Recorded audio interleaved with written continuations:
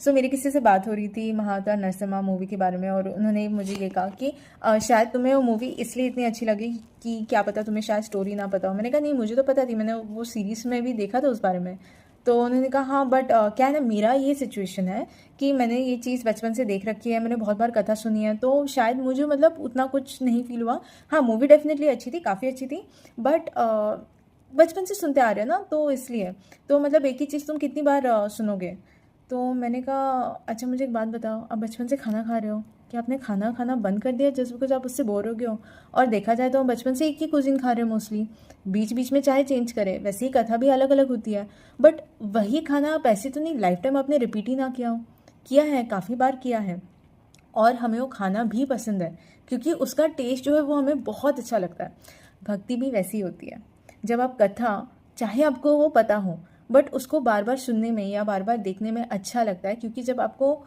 actually भक्ति की भूख होती है या प्रेम की जब भूख होती है भगवान से,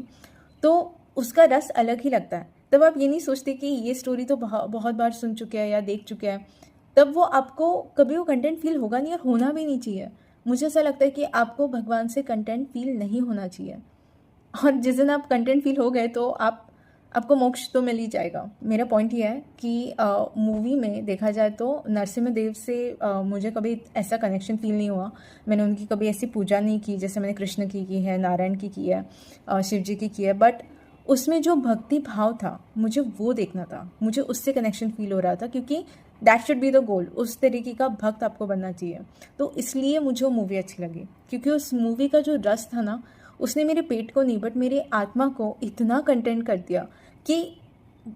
समवेयर मैं ये कहूँ कि पेट भर गया बट मन नहीं भरा वाला जो फीलिंग है ना, कि उसको कितनी बार भी देखो इस मूवी को मन नहीं भर रहा, क्योंकि इतना प्यारा उसमें भक्ति भाव है,